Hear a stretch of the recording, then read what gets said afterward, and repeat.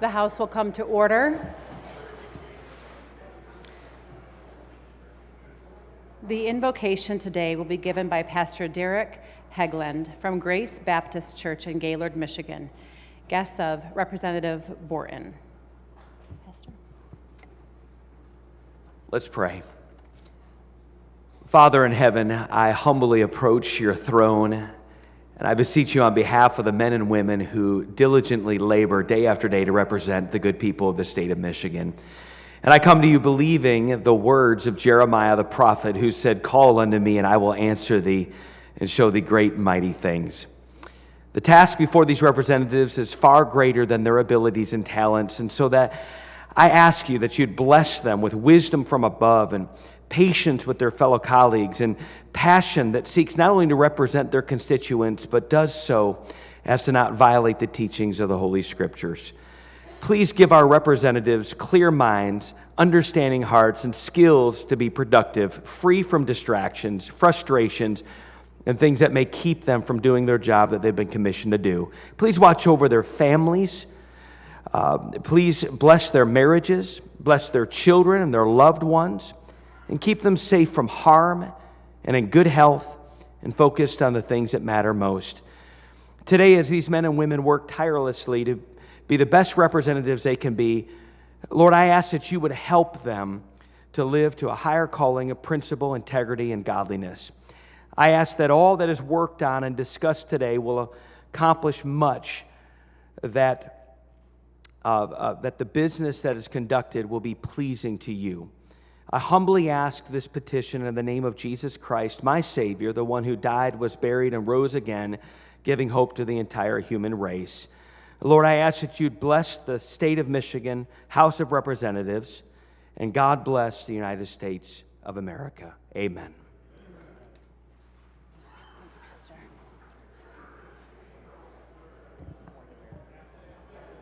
The clerk will open the board for the purpose of taking attendance. The board is now open. Members, you may check in at your desk.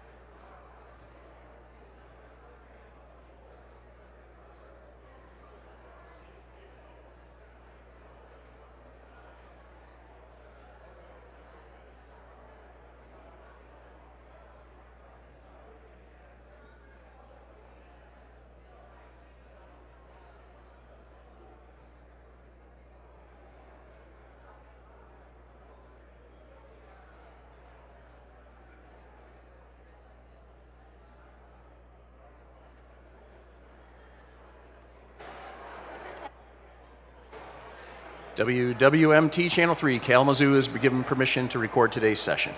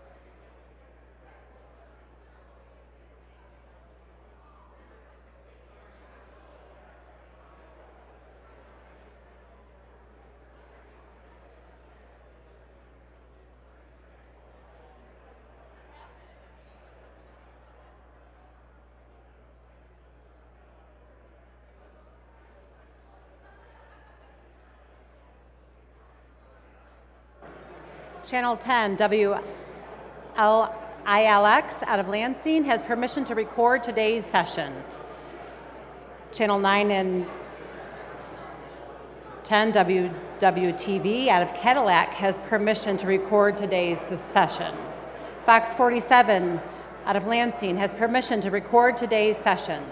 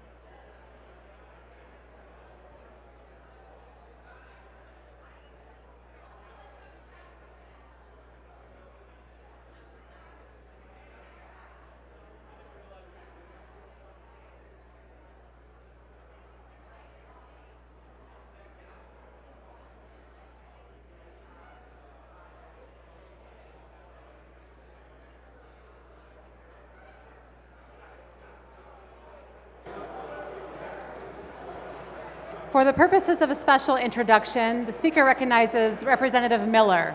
Thank you. Thank you.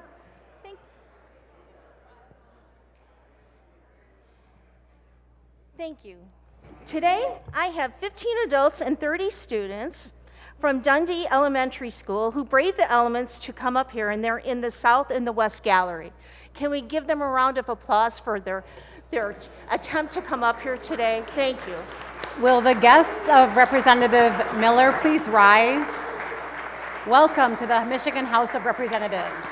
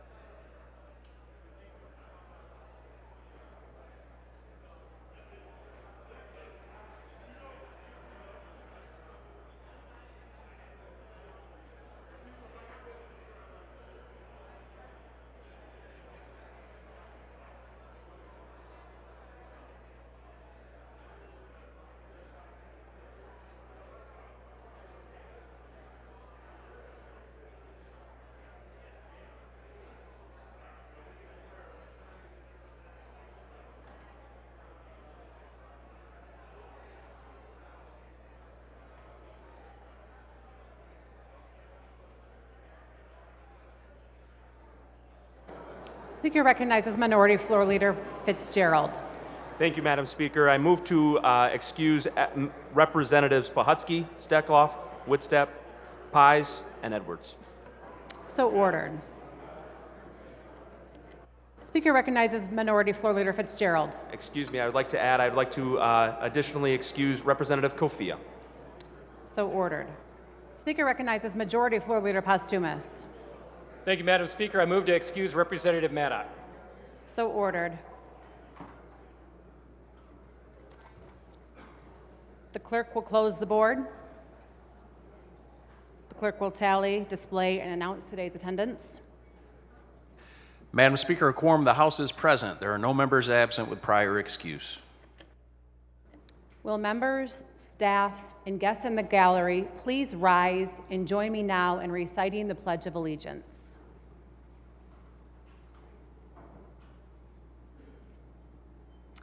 I pledge allegiance to the flag of the United States of America and to the republic for which it stands, one nation, under God, indivisible, with liberty and justice for all.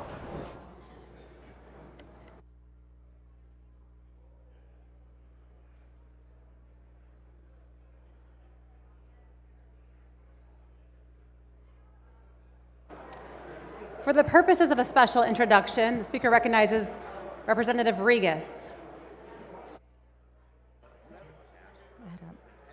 Thank you, Madam Speaker. Today with me, I have a special guest. Amber Hillbrands is here from the Aviation Academy in Grand Rapids as a job shadow today. She's here in the chamber with me. Will the special guest of Representative Regas please rise? Welcome to the Michigan House of Representatives.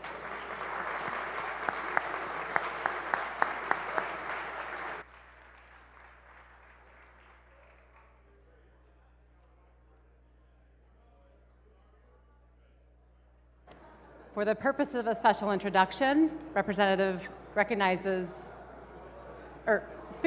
Representative Wolford. Good afternoon, Madam Speaker.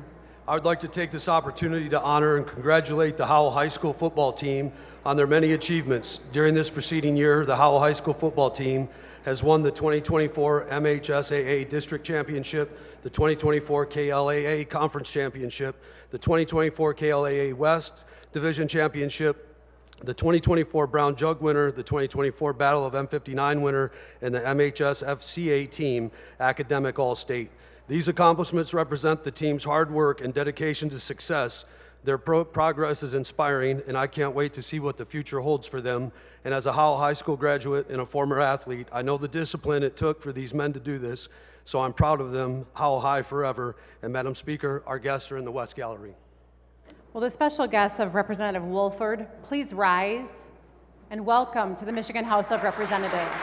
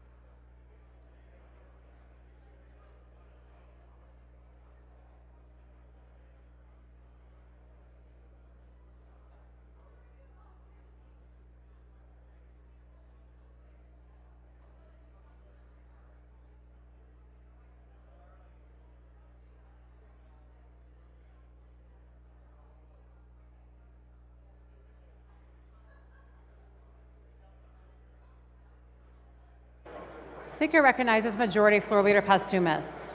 Thank you, Madam Speaker. I move that the House proceed to the order of motions and resolutions and take up House Resolution number 9. Without objection, so ordered. The clerk will read. House Resolution number 9, introduced by Representative Kelly, a resolution to declare January 26th through February 1st, 2025 as School Choice Week in the state of Michigan. Members, we've got a colleague wishing to address the body. Please give him your attention. Speaker recognizes Representative Kelly. Thank you, Madam Speaker. Colleagues, next week is School Choice Week. As proponent of school choice for over 30 years, I invite you all to attend next Tuesday at 11 a.m. in Heritage Hall for a celebration of School Choice Week. Also on the resolutions calendar, I would invite your co-sponsorship. Thank you. Thank you, Representative. The question before the House is the adoption of the resolution, House Resolution 9. All those in favor of the resolution will say aye. Those opposed, nay. The resolution is adopted.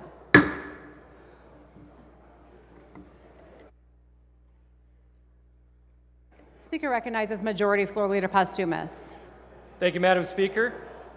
Continuing on the order of motions and resolutions, I move the House take up House Resolution number 10.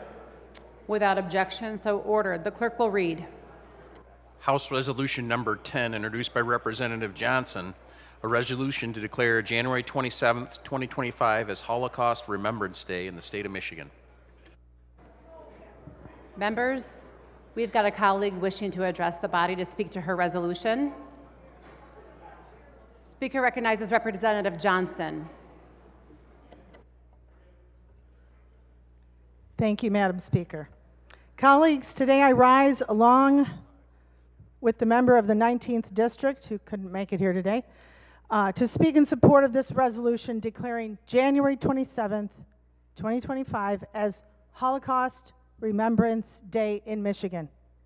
This date aligns with International Holocaust Remembrance Day, marking the anniversary of the liberation of Auschwitz-Birkenau in 1945. The Holocaust stands as one of the darkest chapters in human history, where over 6 million Jews and millions of others were systematically persecuted and murdered under Nazi rule. This resolution is not merely about remembering a tragic past. It is about ensuring that the lessons of history guide our actions today. As we honor the victims, survivors, and their liberators, it is impossible to ignore that the threats to the safety and security of the Jewish people are not confined to history. The alarming rise of anti-Semitism across the globe, including hateful rhetoric and violent acts, serves as a stark reminder that this fight is ongoing and requires our unwavering vigilance and action.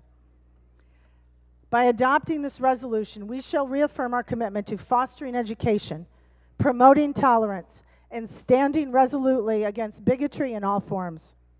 We also stand in solidarity with the Jewish people, both here in Michigan, in Israel, and around the world, by ensuring that the lessons of the Holocaust are never forgotten and that such atrocities are never repeated.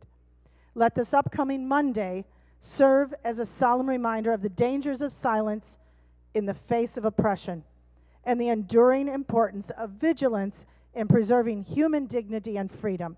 Thank you, and I urge your support for this important resolution. Thank you, Matt. Thank you, Representative. The question before the House is on the adoption of House Resolution 1-0. All those in favor of the resolution will say aye. Aye. Those opposed, nay. The resolution is adopted. Speaker recognizes Majority Floor Leader Postumus.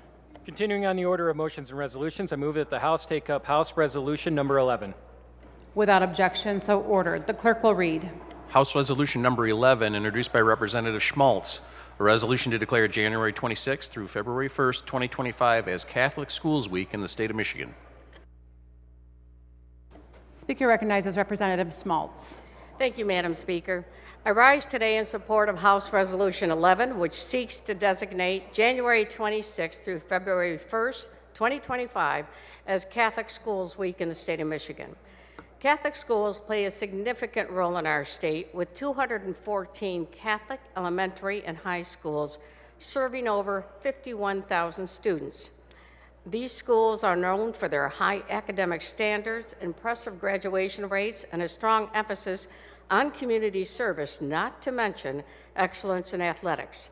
Lumen Christi High School in Jackson, Michigan, my district, where my son graduated, won the state football championship this year, setting a state record with 14 state championships. We're so proud of their hard work and accomplishments, and congratulations to Coach Herb Brogan and the team. I'm honored to sponsor this resolution and urge my colleagues to join me in voting yes, designating Catholic Schools Week in Michigan. Thank you, Madam Speaker. Thank you, Representative. The question before the House is the adoption of House Resolution 1-1. All those in favor of the resolution will say aye. Those opposed, nay. The resolution is adopted.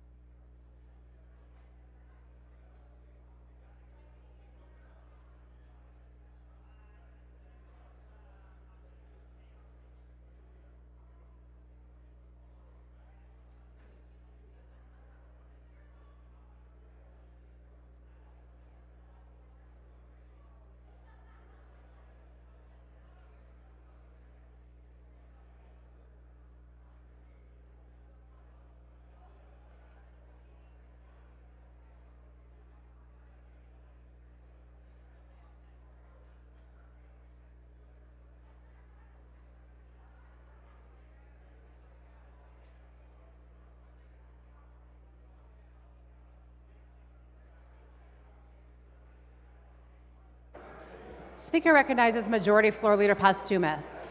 Thank you, Madam Speaker. I move that the House proceed to the order of second reading of bills and take up calendar item number 1, House Bill 4001. Without objection, so ordered. The clerk will read. Calendar item number 1, House Bill 4001, introduced by Representative Roth, a bill to amend the Workforce Opportunity Wage Act. The people of the state of Michigan enact. The bill will be considered read for a second time by its title. Are there amendments? There are amendments. The clerk will read. The Select Committee on Protecting Michigan Employees and Small Businesses, Representative Schuette Chair, recommends the adoption of Substitute H2.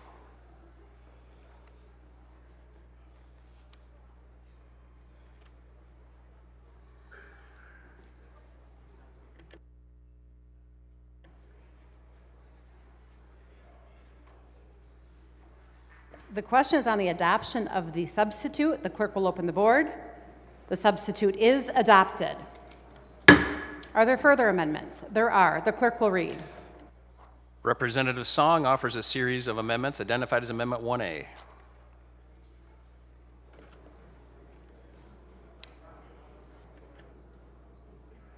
Speaker recognizes Representative Song.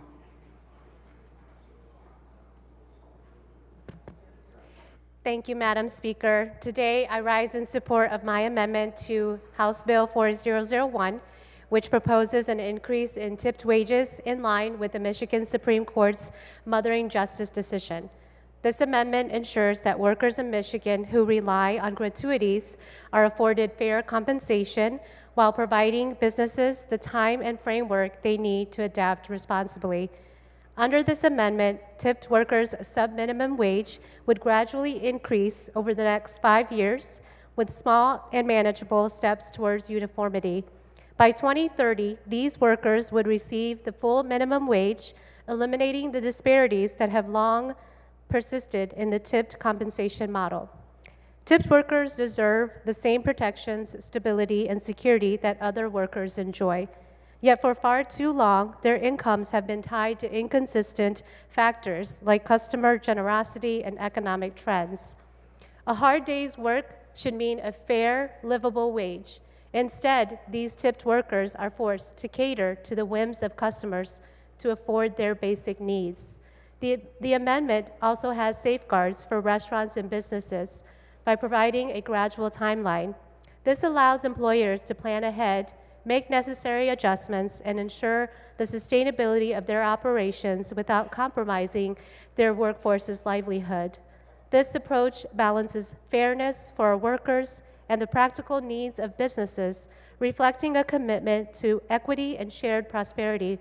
I urge my colleagues to support this amendment to HB 4001 and take a decisive step toward building a Michigan where all workers are valued and compensated fairly. Thank you. Thank you. The question is on the adoption of the amendment. The clerk will open the board. The amendment is not adopted.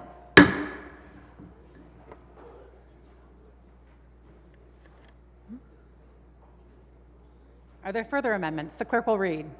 Representative Scott offers a series of 2 amendments identified as Amendment 1B. Speaker recognizes Representative Scott. Thank you, Madam Speaker. Today I rise in support of my amendment to House Bill 4001, a bill that, as is yet another assault on Michigan's hardworking families. House Bill 4001 seeks to block the implementation of a statewide minimum wage increase, directly circumventing the Michigan Supreme Court's decision in Mothering Justice. This keeps workers trapped in jobs that do not pay enough to cover groceries or other living expenses. During a time when many Michiganders are struggling to get by because of high inflation and the cost of necessities, this is particularly devastating for these working families who are making minimum wage. These bills would take away a wage increase that Michigan workers earning the minimum wage have been expecting since the end of July. My amendment restores the minimum wage increases provided in the Mothering Justice Court decision and expected by Michigan workers earning a minimum wage, keeping our promise to these economically vulnerable workers and their families by increasing wages to $12.48 starting February 21st, 2025, $13.29 starting February 21st, 2026, 1416 starting February 21st, 2027, and 1497 starting February 21st, 2028. Voting against this amendment is a 1-2 punch of taking away needed financial support while at the same time ignoring the voices, the people in our democracy. In 2018, the people set forth a ballot initiative to increase the minimum wage. I was one of them. I gathered over 3,000 signatures towards that effort. And when the legislature tried to silence the voice of the people with their so-called adopt and amend strategy, Michigan's highest court. Representative, please speak to your amendment.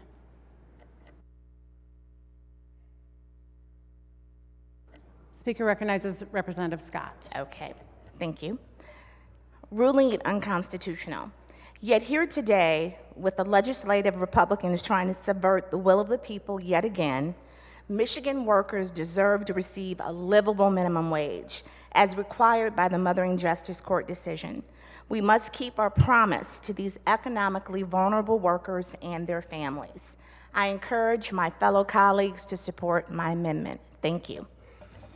Thank you, Representative. The question is on the adoption of the amendment. The clerk will open the board. The amendment is not adopted. Are there further amendments? There are. The clerk will read.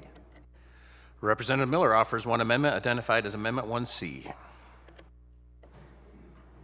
Speaker recognizes Representative Miller. Thank you, Madam Speaker. I rise today in support of my amendment to House Bill 4001, a measure that seeks to bring fairness and equity to our hardworking tipped workers. This amendment outlines a 10-year plan to increase tipped wages, ultimately ensuring that all workers in Michigan receive the full minimum wage. Tip workers have been the backbone of Michigan's hospitality industry. Yet for far too long, these workers have had to rely on the generosity of patrons to make ends meet. This amendment proposes a gradual increase in tip wages that will rise incrementally until reaching parity with the full minimum wage by 2036. This timeline allows businesses time to adapt while guaranteeing that tip wages workers are paid fairly. Importantly, this amendment defines gratuities and requires employers to make up the shortfall if tips and wages do not meet the minimum wage. I ask you today, by adopting this amendment, Michigan will join the growing number of states that recognize the dignity of all labor and the importance of fair wages for everyone. Thank you. Thank you, Representative. The question is on the adoption of the amendment. The clerk will open the board. The amendment is not adopted. Are there further amendments? There are. The clerk will read. Representative Coulzar offers one amendment identified as Amendment 1D. Speaker recognizes Representative Coulzar. Thank you, Madam Speaker. My amendment to House Bill 4001 is essential to ensuring every worker earns a stable, livable wage. The current law states that as long as tipped employees earn minimum wage by the end of the pay period, the business does not need to adjust their compensation for any day in which they did not earn minimum wage. In a restaurant, for example, this can lead to a highly successful Saturday being absolutely derailed by a slow Tuesday. My amendment requires restaurants to supplement the pay of their waitstaff to the minimum wage amount when their tips plus the tipped wage amount do not equal minimum wage by shift rather than by pay period. This is a compromise that numerous restaurant owners in my district and around the state have all told me is acceptable. Servers, bartenders, and other wage earners deserve to know that they will take home a livable wage that keeps food on the table and gas in the tank, regardless of how much they were tipped that day. Thank you, and I encourage support. Thank you, Representative. The question is on the adoption of the amendment. The clerk will open the board. The amendment is not adopted. Are there further amendments? There are. The clerk will read. Representative Grant offers one amendment identified as Amendment 1E. The Speaker recognizes Representative Grant. Thank you, Madam Thank you, Madam Speaker. Today I rise in support of my amendment to House Bill 4001. This amendment strikes a balance between ensuring fair wages for our hardworking tip workers and providing small restaurants and businesses the time and flexibility they need to adjust to these changes. This amendment increases tip wages over the course of 10 years for small restaurants and businesses defined as those with fewer than 25 workers.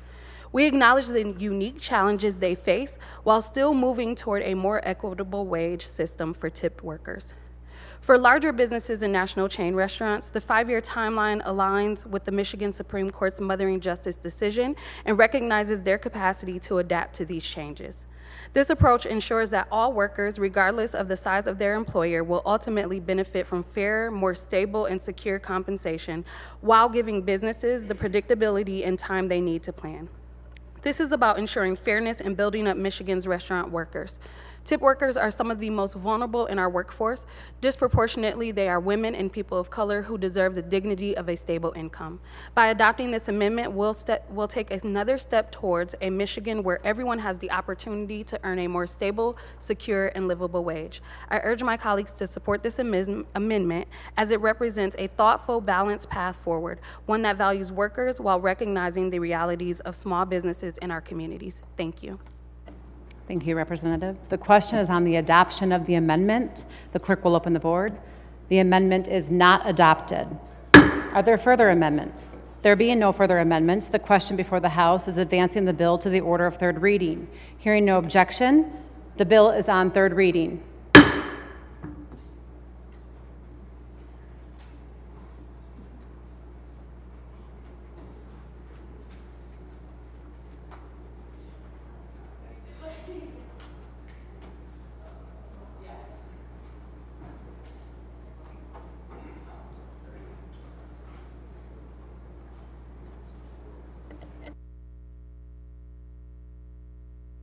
Speaker recognizes Majority Floor Leader Postumus. Speaker, continuing on the order of second reading of bills, I move that the House take up calendar item number 2, House Bill 4002.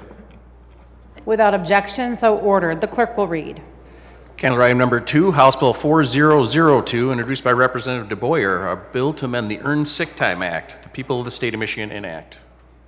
The bill will be considered read for a second time by its title. Are there amendments? There are. The clerk will read. The Select Committee on Protecting Michigan Employees and Small Businesses, Representative Schutte Chair, recommends the adoption of substitute H1. The question is on the adoption of the substitute. The clerk will open the board. The substitute is adopted. Are there further amendments? There are. The clerk will read. Representative Foreman offers one amendment identified as Amendment 1A.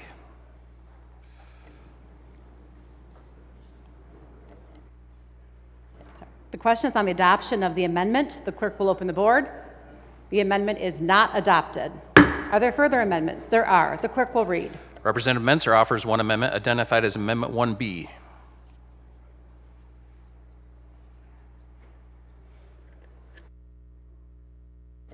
Speaker recognizes Representative Menser. Thank you, Madam Chair. I rise today in support of my amendment to House Bill 4002. This amendment would keep the current definition of employee found in the Earned Sick Time Act, ensuring a large number of employees are not excluded from any sort of leave. In particular, it strikes workers employed at contracting companies like direct care workers, as well as individuals who are seasonal employees depending on weather conditions in Michigan, like today. This includes hardworking Michiganders in the building trades, nursery, and agricultural industries. As the bill is currently written, it disqualifies these hardworking employees across Michigan from any right to leave time. It is simply not realistic to expect employees to not need sick leave, no matter where they work. Everybody gets sick. Illnesses and other health concerns often come without a warning and take priorities.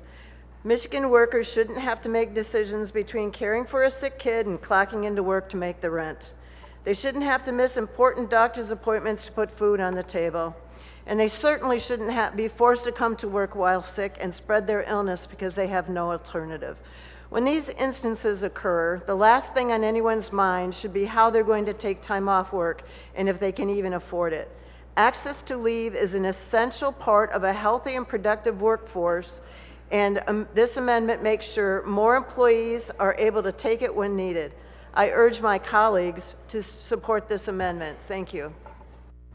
The question is on the adoption of the amendment. The clerk will open the board. The amendment is not adopted. Are there further amendments? There are. Speaker recognizes Representative Skaggs. Speaker, I rise today in support of my amendment for House Bill 4002. The clerk will read. Representative Skaggs offers a series of 4 amendments identified as Amendment 1C. The chair recognizes Representative Skaggs. Thank you, Madam Speaker. We'll try this again. I rise today in support of my amendment to House Bill 4002. The amendment restores the small business language that already exists in the Earned Sick Time Act, providing 5 days of paid leave and 4 days of unpaid leave for the over 200,000 Michiganders employed at small businesses with 10 or fewer workers. Look, we all know health issues can happen to anyone, no matter where they work. When someone is sick, their focus should be on their health.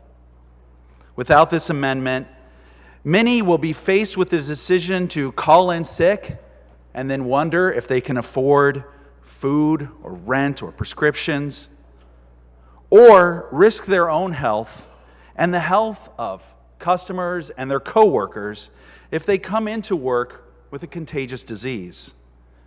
Ensuring employees at small businesses have the ability to take sick time, paid sick time, is humane, it's common sense, and it provides fairer, safer, and more productive workplaces across Michigan.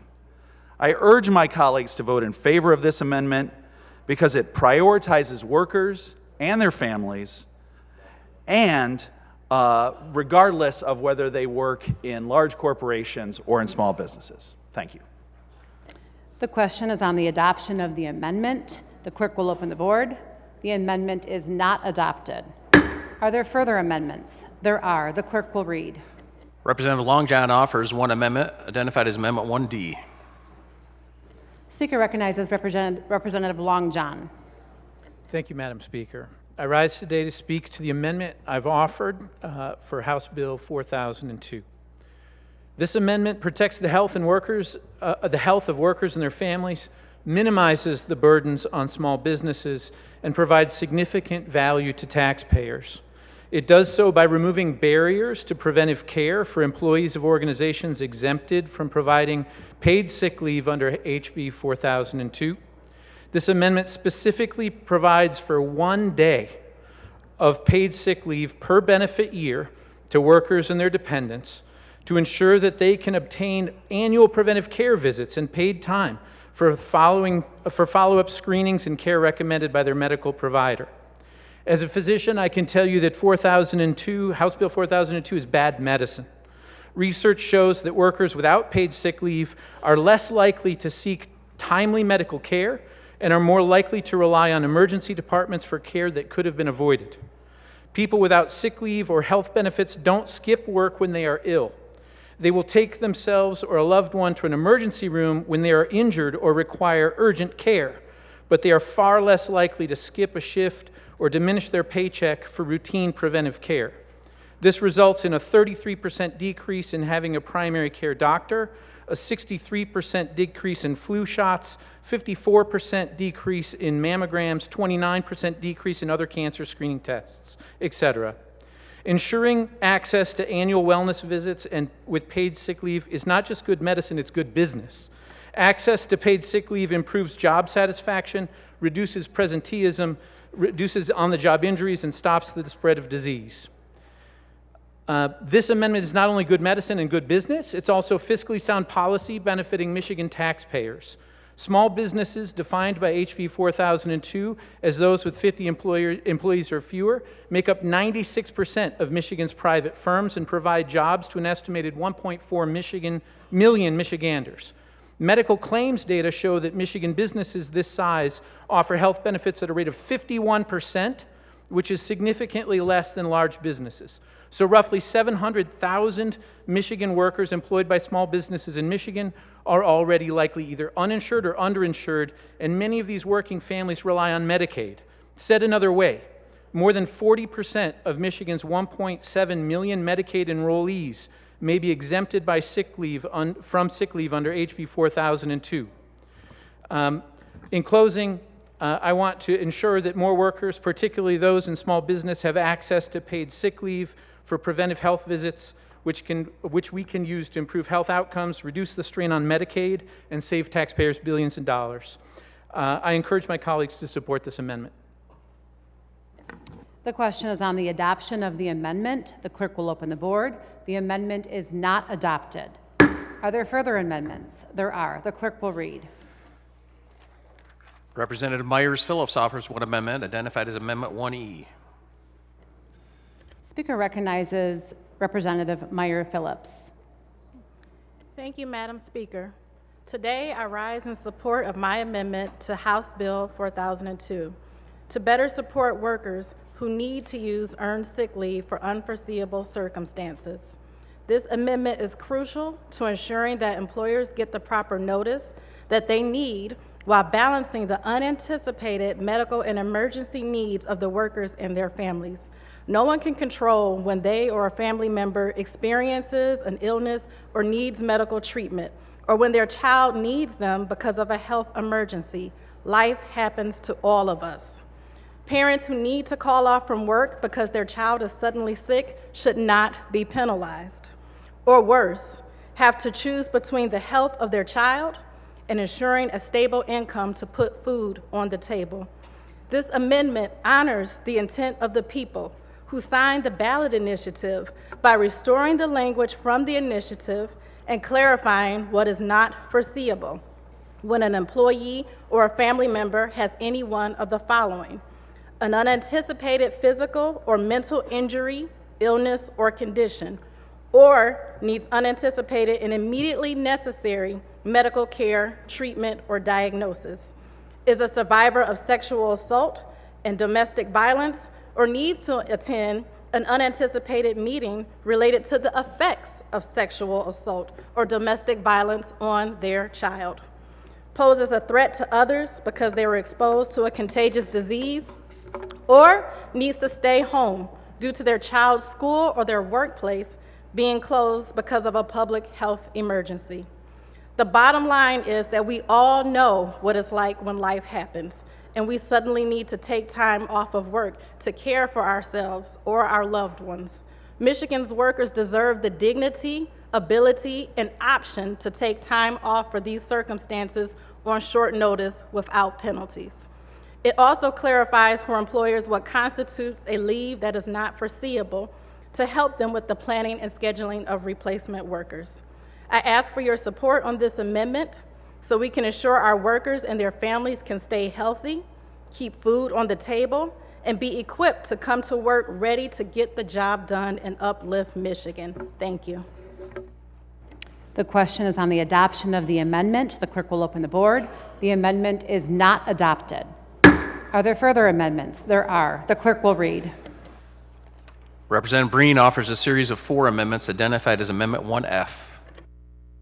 Speaker recognizes Representative Breen. Thank you, Madam Speaker. I rise in support of my amendment to House Bill 4002.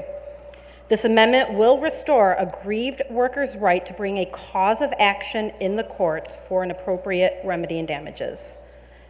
As the bill is, workers are only entitled to an investigation and administrative relief from the Department of Labor and Economic Opportunity. This is dependent on the department staffing levels and its willingness to pursue these types of claims and fight for employees. I am an attorney, and I gotta say, this will absolutely not lead to an influx of fraudulent claims. It will not. Attorneys are not interested in pursuing anything that would be worthless. Michigan's other major laws also, like the Elliott-Larsen Act, provide a civil cause of action. It will allow aggrieved workers the freedom to choose between pursuing an administrative remedy with the department or bringing a cause of action in the courts.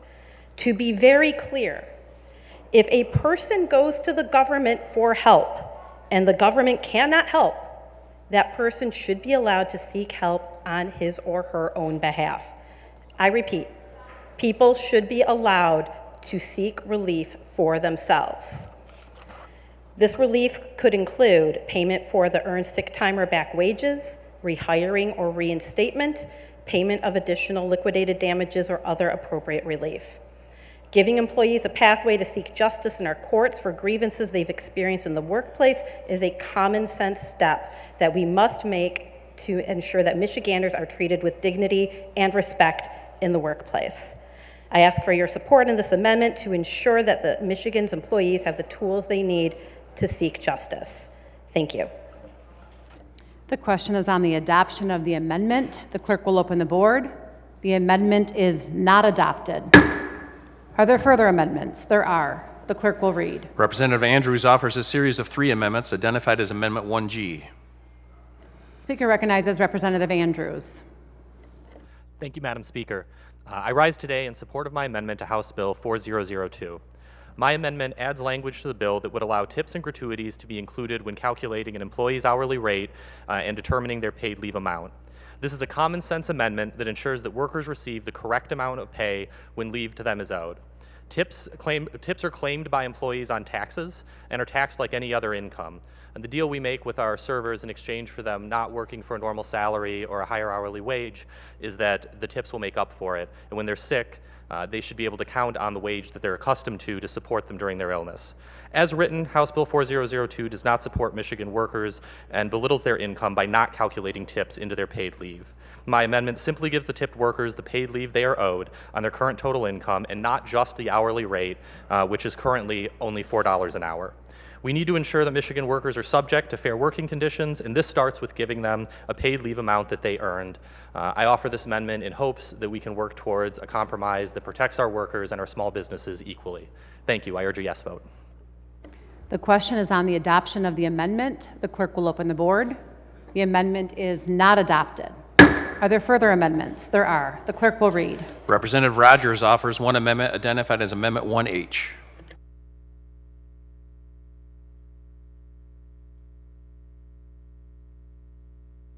The question is on the adoption of the amendment. The clerk will open the board. The amendment is not adopted. Are there further amendments?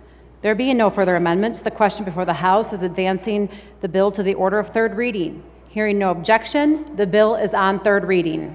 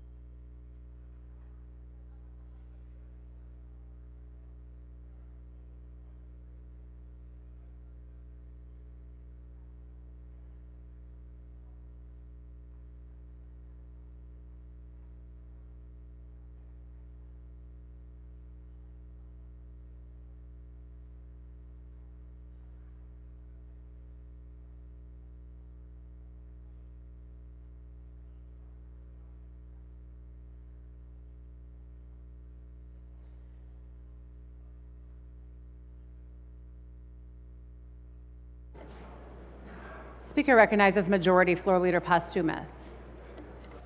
Thank you, Madam Speaker. I move that the House proceed to the order of 3rd reading of bills and take up calendar item number 1, House Bill 4001 and place it on its immediate passage. Without objection, so ordered. The clerk will read. Calendar item number 1, House Bill 4001, introduced by Representative Roth, a bill to amend the Workforce Opportunity Wage Act. The people of the state of Michigan enact. The bill will be considered read for a third time by its title. Are there amendments?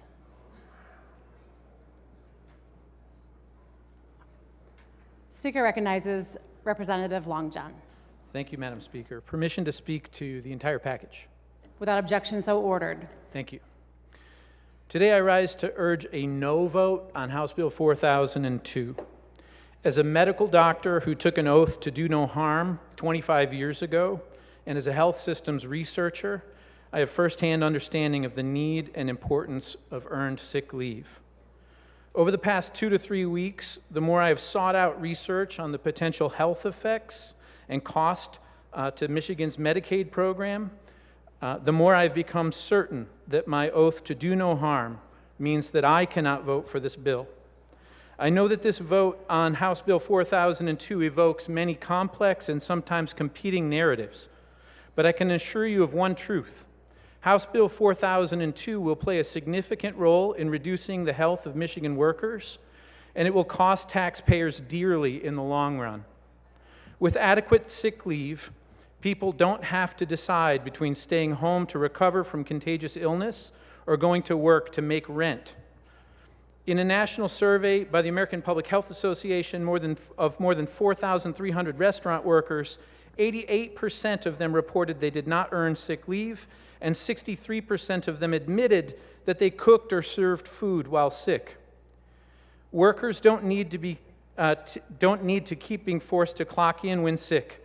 They need protections that do no harm, enable them to take time off when they are ill. Earned sick leave should be encouraged, not frowned upon, for a healthier and stronger Michigan. The American Medical Association recognizes this in its national policy to encourage state policies for sick leave. And while I believe there may have been amendments to protect workers without placing undue burdens on small business, HB 4002 is not a balanced solution. As a medical doctor and legislator, I urge my colleagues to vote no on House Bill 4002 to prevent harm to Michigan workers. Thank you. Thank you. Speaker recognizes Representative Devendorf. Thank you, Madam Speaker. Permission to speak to the entire package. Without objection, so ordered. Thank you. I rise today in opposition to House Bills 4001 and 4002. This legislation would allow the exploitation of Michigan's tipped workers to continue. These workers deserve a fair wage and should not be forced to rely on patrons to pay their salary. Big money stakeholders have tried to scare workers into believing their tips will go away if their wage is raised. This is simply not true. In California, tipped workers make $16.50 an hour, and they still have the highest tipping rate in the country at 23%. Restaurants in states that have a fair wage have also reported stronger restaurant growth and higher worker productivity. This legislation cuts wages for hardworking Michiganders who deserve a long overdue, livable wage. I urge my colleagues to vote no on House Bills 4001 and 4002. Thank you. Thank you. Speaker recognizes Representative Thompson. Thank you, Madam Speaker. May I speak to both House Bill 4001 and 4002? Without objection, so ordered.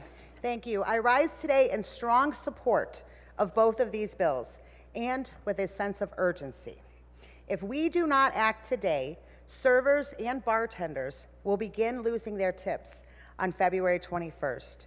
And our workers and small business owners are going to have to navigate a sick time mandate that even lawyers are unable to figure out. This is not about a one fair wage or needing to make sure that people are getting the sick time that they deserve. We are in a society where there's a lot of misinformation going on. Madam Chair, these bills do ensure that every worker and every business owner in the state of Michigan knows that their representative in the legislature is listening to their fears, hearing their stories, and are now enacting for the will of the people of the state of Michigan. Many years ago, as a young mom and a full-time nursing student, I was allowed to be a full-time waitress in the evening when my children were at school. The money that I earned off my tips alone allowed me to provide a life for my children and myself. If I were working for minimum wage, that would not have happened in the hours that I had available to work. Today, we have numerous servers across the state of Michigan telling their stories and telling their representatives that they earn between $20 and $30 an hour or more off of their tips. And if their tip was to go away, their tipping was to go away, they would have to find another job, and it would not be flexible, fair, or equitable for their family. A recent survey of Michigan servers found that 80% of the servers in the state of Michigan want to keep the tipping system in place. Another survey revealed that if the current tipping system were to be removed, 92% of businesses would have to raise their prices. A recent report showed that a business in Metro Detroit is now adding a 20% surcharge to the bottom of your restaurant bill in order to cover the cost of the possible legislation that's going to go into effect if we do not act. 60% off of restaurants would lay off workers, and 20% of our restaurants in the state of Michigan are going to shut down. Thousands of tip workers have rallied outside of this building, and they have demanded that we listen to their cries, and that they've testified that what we want to do, according to our activist Supreme Court, is going to destroy their lives. House Bill 4001 keeps their tips in place. House Bill 4002 clarifies an unrealistic and confusing paid sick leave mandate that would force a one-size-fits-all structure onto all businesses, small and large, crippling our mom-and-pop shops. In closing, those of us in this chamber are legislators. We make the law, not our current activist Supreme Court. Our job today is to do the will of the people of Michigan and not that of an out-of-state advocacy organization that is disconnected with the workers in the state of Michigan. I urge a yes vote on both these bills today. Thank you. Thank you.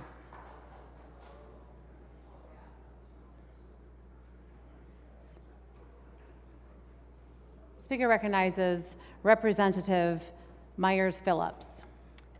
Permission to speak to the entire package? Without objection, so ordered. Thank you, Madam Speaker. I rise today to urge a no vote on House Bills 4001 and 4002. Right now, more than 1.7 million Michiganders lack access to even 1 hour of paid sick time. That's hundreds of thousands of people who have to show up to work while sick to get paid, and parents who can't afford to stay home to take care of their sick children. This bill will worsen the crisis by reducing protections for thousands more workers. As a working mother, I understand the practical need to attend to your health and that of your family. Lawmakers should not block the expansion of this, frankly, overdue social safety net. By expanding the definition of small business from 10 to 25 employees, this bill will cut hours of earned paid sick leave for those workers from 72 hours to just 40 hours. This means a parent working for a business with 20 employees would lose nearly a week of paid time they could use to care for a sick child. Voting no on this bill enables this legislature to show Michigan's workers, and especially working parents, that we value their quality of life. I am a founding member of Mothering Justice, the advocacy organization made up of mothers throughout the state who fought for the Earned Sick Time Act. It's a policy that Michiganders lawfully petitioned for. As an attorney, I've worked directly with the people who need and depend on earned sick leave to keep their families afloat. This is who we as legislators represent, not the lobbyists, not the big money stakeholders, the people, the working mothers, fathers, and people fighting to make ends meet. Lack of access to paid sick leave is not just a public health crisis, it is also systemic injustice. In our state, Black workers are 60% less likely to have paid sick time. This is the result of systemic inequities that this bill will worsen. I am voting no on House Bill 4002 because I choose to honor the people's will and prioritize economic security for every Michigan family. We can support our homegrown businesses through targeted incentives access to capital, and reduced administrative burdens without sacrificing worker protections and workers' families. When life's inevitable difficulties strike, workers deserve to know their lawmakers and their bosses are in their corner. I urge you to look out for working people, to show with our actions that we value their health and prosperity by voting no on this bill to preserve the Earned Sick Time Act. Thank you.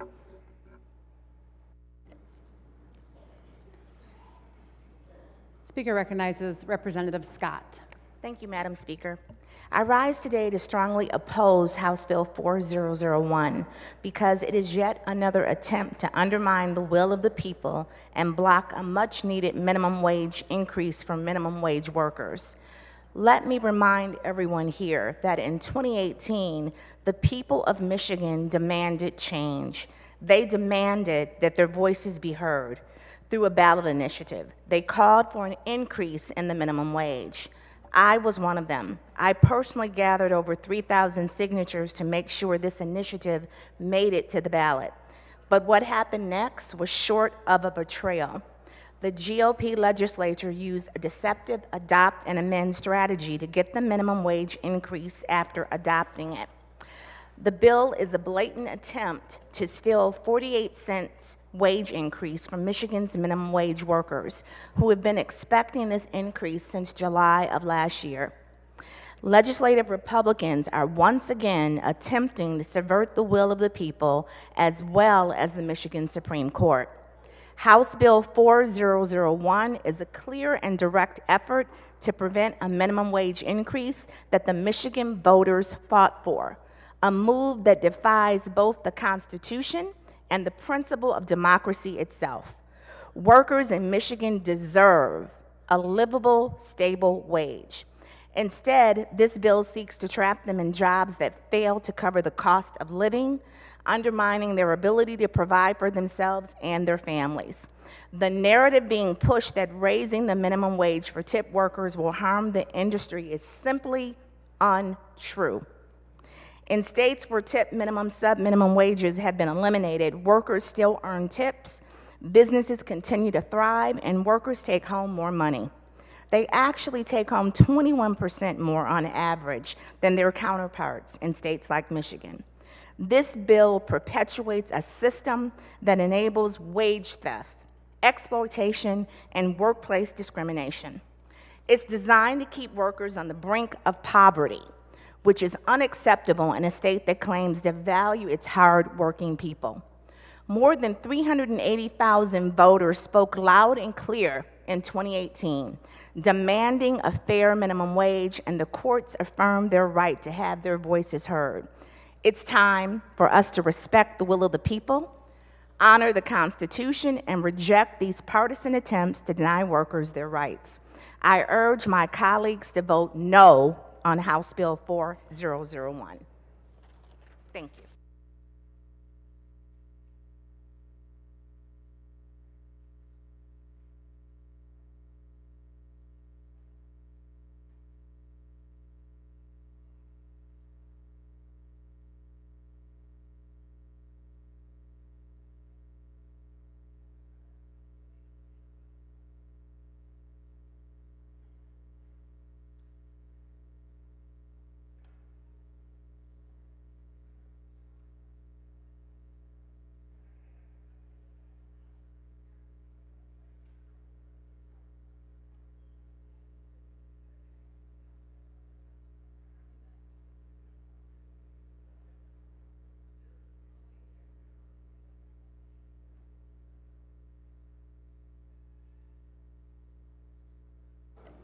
Speaker recognizes Representative Beerline.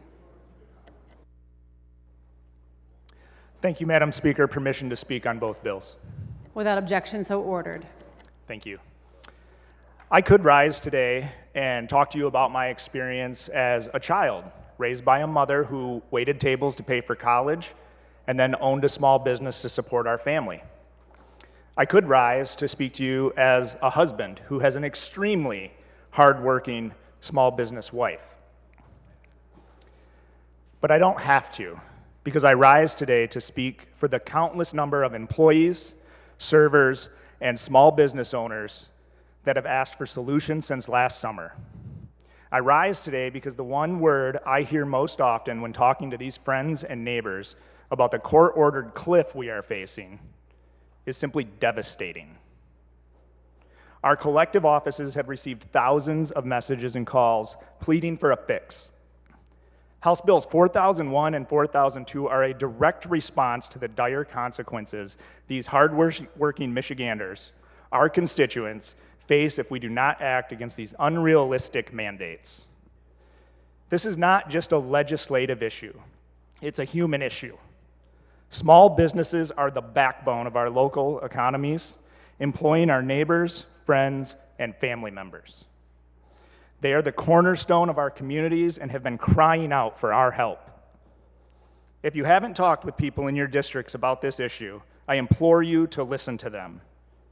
My yes vote today is informed by many constituents who have shared their concerns with me, like the Grebner family in Freeland, who owns and operates restaurants and bars in my district, and they are a great example. They work alongside their two sons to manage these businesses and expressed how the tipped wage and earned sick time laws would create significant challenges not just for their family, but for their employees as well. If the impending changes are enacted, it would make it nearly impossible for them to sustain and grow their operations, putting their team and community at risk. Another story comes from Monica, who along with her daughter purchased a country meat market in Cairo, hoping to run it as a family business while creating jobs and supporting their community. They explained how House Bills 4001 and 4002 would allow them to continue growing alongside their employees, rather than facing mandates they can't afford. This is even more crucial for their community, as the local grocery store chain will soon close its doors.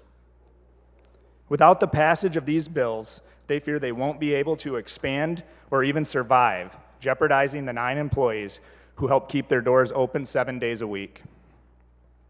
The legislation before us strikes a balance. It retains the current tip credit, ensuring that servers can continue to thrive with the system they want. It responsibly raises the minimum wage over time and adjusts the earned sick leave mandate to better reflect the realities of small business. These solutions are thoughtful and measured, and if we fail to act, the fallout will be catastrophic and unnecessary. I don't believe we need to rehash debates from the 99th legislature today. This is the 103rd legislature, and our focus should be on addressing the challenges before us now. I urge your support for House Bills 4001 and 4002. Let's make Michigan a place where business can thrive, employees can succeed, and communities can prosper. Speaker recognizes Representative Wegala. Madam Speaker, may I request permission to speak to the entire package of bills? Without objection, so ordered. Colleagues, I rise in opposition to House Bill 4001 and 4002. Madam Speaker, it doesn't seem to matter who's in charge in Lansing or Washington.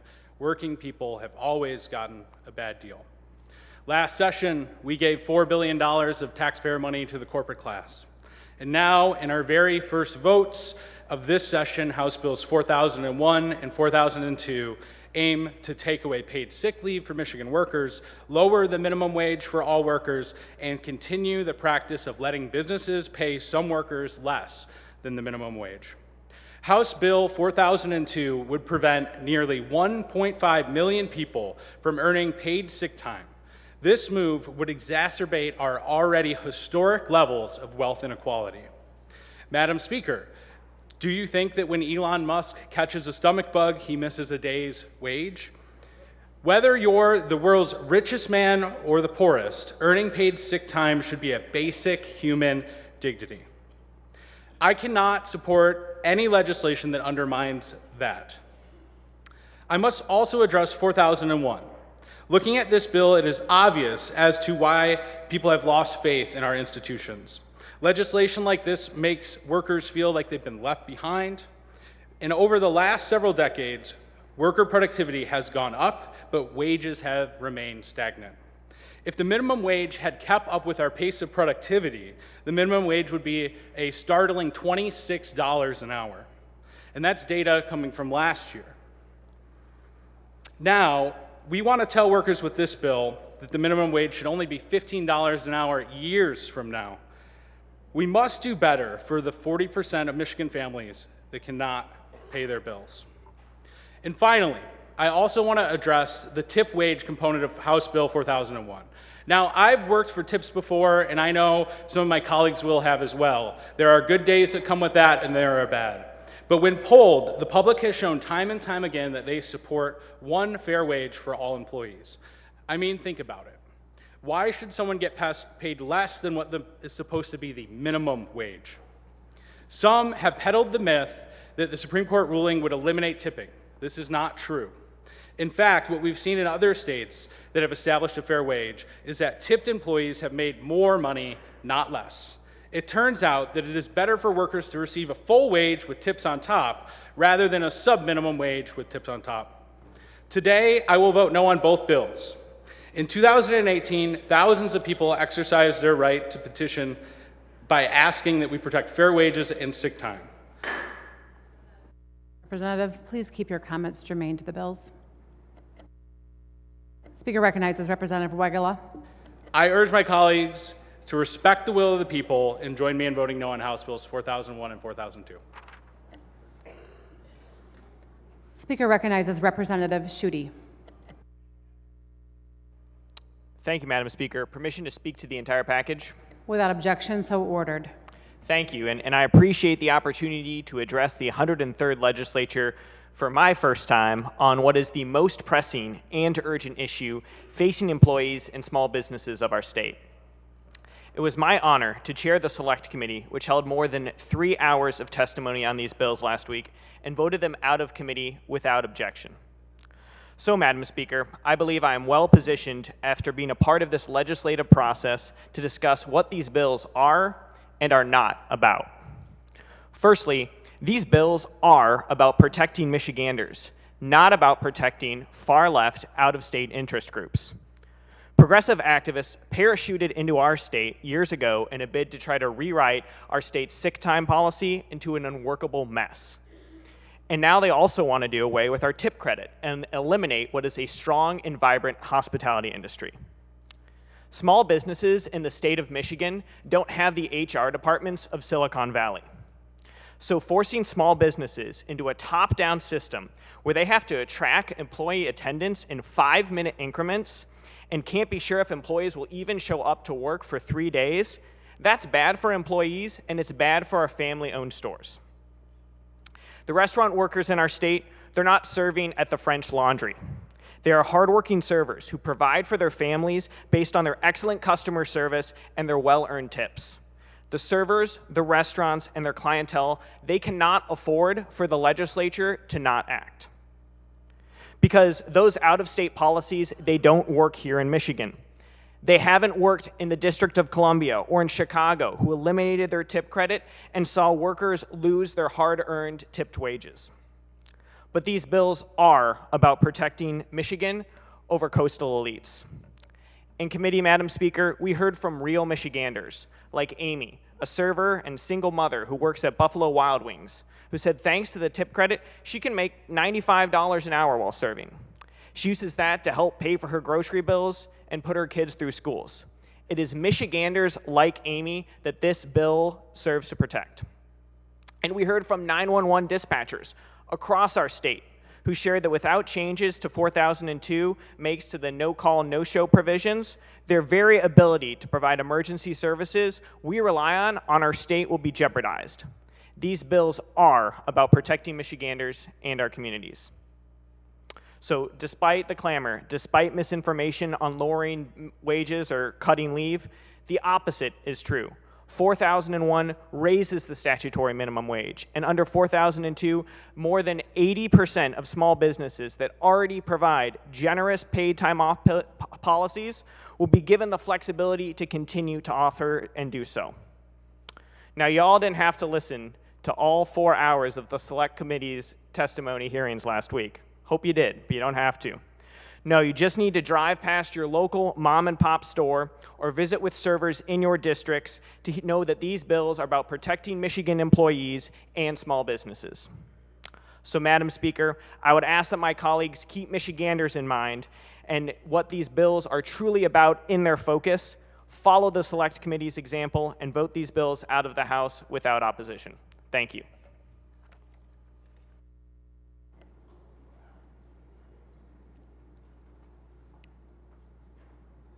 Speaker recognizes Representative Roth. Thank you, Madam Speaker. Permission to speak to the entire package. Without objection, so ordered. Colleagues, I rise today for your support of HB 4001 and HB 4002. More than that, I rise for you to understand that today we're fulfilling our promise to save tip workers and small businesses. The changes mandated by the Michigan Supreme Court's decision last summer will have a catastrophic impact on many small businesses, particularly restaurants, which operate on extremely small, razor-thin profit margins. Increased payroll cost, as with expenses, we pass on to customers. And as prices rise, any expense we pass on to customers. As prices rise, fewer people will choose to eat out, pushing more restaurants to cut hours, reduce staffing, and even shut down entirely. We've heard that. Think about that. If we don't act, family restaurants and businesses that have been around for generations may cease to exist. Our main streets will be transformed into shells of what they once were. Remember, not that long ago, we lost 20 to 30% of our business during COVID. Remember, they're just starting to get on their feet again, and we're throwing this at them again. Let's also consider the workers, servers, bartenders. Currently, servers are compensated at 38% of minimum wage, with tips supplementing their income. If they do not earn minimum wage and during their shifts, restaurant owners required to cover the difference, ensuring that every worker makes at least minimum wage. So be very clear, they already make minimum wage. A living wage is considered to be about $30 in Grand Traverse County region. The average server earns around $30 in the Grand Traverse County region. Eliminating the tip wage would slash the average take-home pay for servers and bartenders in the county by almost 50%. Over that next 5 years, it will be devastating. Evidence from other states that have removed tip wage shows that the consumers' tipping dramatically decreases, not increases. While some may tip $1 or $2 for exceptional service, the standard 15 to 20% will vanish. These workers dedicate themselves to their craft. Their hard work and dedication deserve to be acknowledged and rewarded. We have received almost 40,000 letters in support of maintaining the tip wage. It is clear this is their livelihood, this is their choice to work in this industry. Some have said, why don't we just use the Supreme Court schedule for moving up the minimum wage? Which, by the way, I don't know how a raise in minimum wage becomes a cut. That must be Washington, D.C. language. We have actually made a schedule that's very clear, precise. Workers and employers can follow it very clearly, getting up to $15 an hour in 2029. Not $14.97 like the Supreme Court said, true $15 an hour, and then it goes by CPI after that. I wanted to briefly talk about HB 4002, introduced by my colleague from the 63rd District. In a survey released yesterday from the Small Business Association of Michigan, 84% of small businesses surveyed already offered paid leave time, with 70% of them offering vacation time PTO combinations that are desired by their workers. This is a solution wandering around looking for a problem. If this fix is not adopted, Michiganders will lose jobs. We talk about benefits. Let's talk about the lost jobs that will happen if we don't fix this today and start this fix right away. This is about saving jobs. How we can discuss anything else is incredible to me. I call on my colleagues to support both 4001 and 4002. Thank you, Madam Speaker.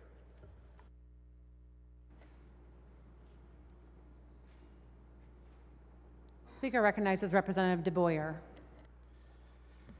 Thank you, Madam Speaker. And I got to say how refreshing it is to have debate in the House, opposition, support, to be able to talk these issues out and hear positions in order to make an informed decision on behalf of the people of the state of Michigan. Some of the disappointment that I experienced prior to the introduction of this bill was the fact that last summer the Supreme Court legislated from the bench. Instead of making a ruling on constitutionality, they actually laid down law, which is a tremendous disservice to the people of Michigan. That's our job. That is the legislature's job to do that. But, as you know, the order came down and said that on February 21st, all of these things were going to have to be put into place. So as I worked through that ruling, and I believe many members in this House on both sides of the aisle did, it was easy to see that this was the proverbial freight train coming at small business and coming at specifically the tipped hospitality workers, restaurant employees, bartenders. And if it was not addressed and if it was not fixed, the already declining economy in the state of Michigan would be further devastated. The industry, the tipped wage industry specifically, would be further a disaster for that industry as we look back at the destruction of that industry from the COVID shutdowns. So we put this bill together, and what does this bill do and what does this bill not do? Well, I think we've exhausted that discussion here. The reality is there's an economic implication with this. Without fail, every small business that I have talked to has said to me, we will potentially have to close, or at minimum, we are going to have to reduce our staff. So that is devastating. I can tell you that the mother of my children served tables and earned tips. And the reason that that choice was made was because it afforded her the ability to have a flexible schedule, to be able to be at home with our children when they came home from school. My daughter worked her way through college as a server. My son worked as a server in high school. So I am very familiar with the structure and with the earning potential of this. But if the Supreme Court legislates from the bench and mandates to small businesses what they're going to have to do when it comes to their pay schedule, when it comes to their sick time, when it tells them that employees can no call, no show, you are devastating small business in the state of Michigan. Can you imagine a 911 operator being able to go 3 days with a no call, no show? Can you imagine a man that has 2 employees or a woman that owns a business that has 3 individuals working for them to just not know if their employees are going to be there today for 3 consecutive days with no penalty, with no repercussion? That, again, destroys small business, destroys the economic engine of the state of Michigan. So I would ask this body to consider the long-term economic condition that we're staring at on February 21st if we do not act and if we do not pass this legislation. And I would encourage everyone to vote yes. Thank you, Madam Chair. There being no amendments, the question before the House is the passage of the bill. A record roll call vote is required. All those in favor will vote aye. Those opposed, nay. The clerk will open the board. The board is now open. Members may vote at their desk.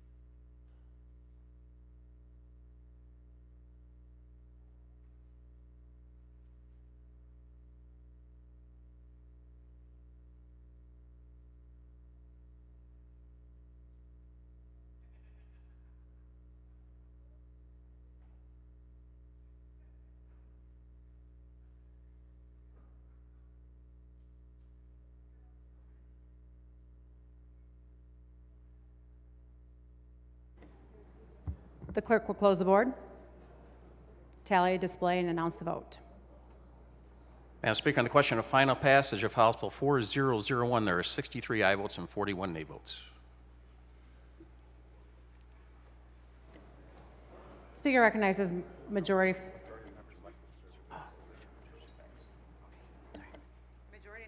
A majority of the members elected and serving having voted in favor, the bill has passed. Speaker recognizes Majority Floor Leader Posthumous. Move for immediate effect. Majority Floor Leader moves for immediate effect. All those in favor will rise. Immediate effect is ordered.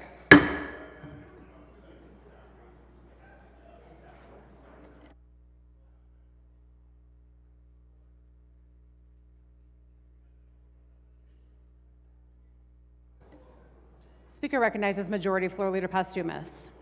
Continuing on the order of third reading of bills, I move that the House take up calendar item number 2, House Bill 4002, and place it on its immediate passage. Without objection, so ordered. The clerk will read.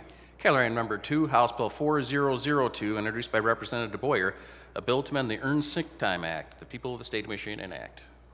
The bill will be considered read for a third time by its title. There being no amendments, the question before the House is the passage of the bill. A record roll call vote is required. All those in favor vote aye. Those opposed, nay. The clerk will open the board.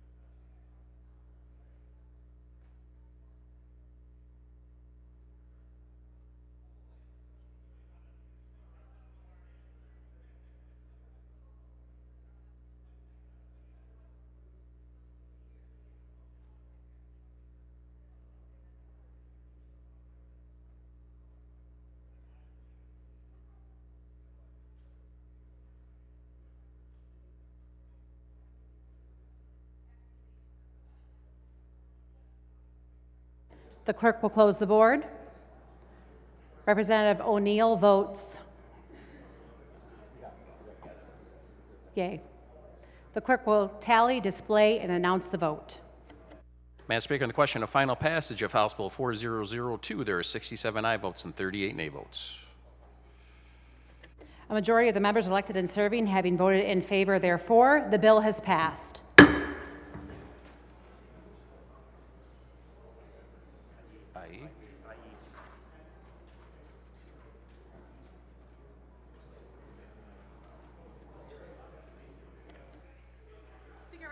Speaker recognizes Majority Floor Leader Posthumous.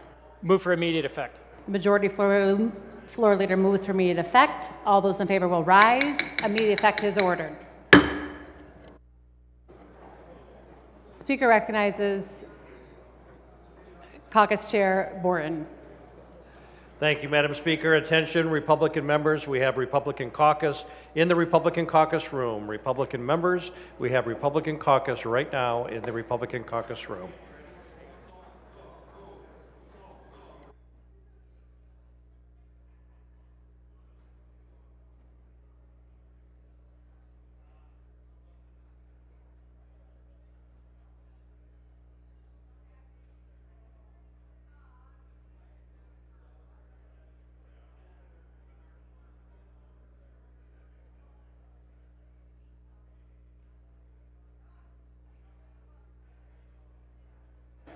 Speaker recognizes Majority Floor Leader Posthumous.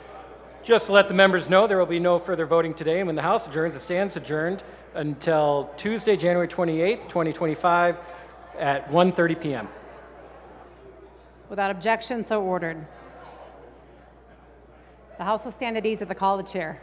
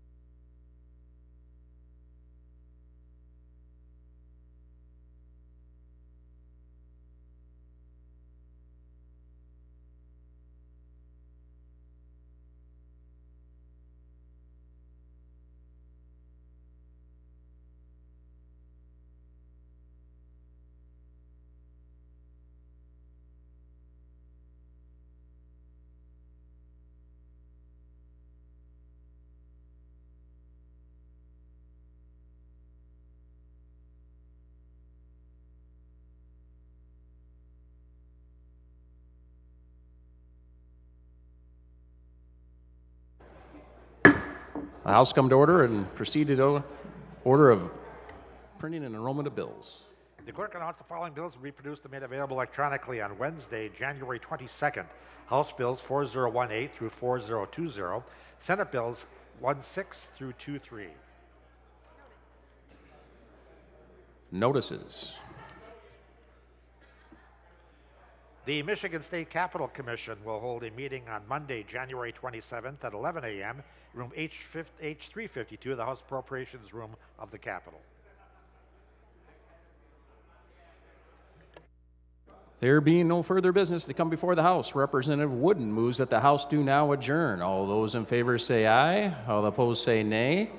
The House will stand adjourned until Tuesday, January 28th at 1:30 p.m.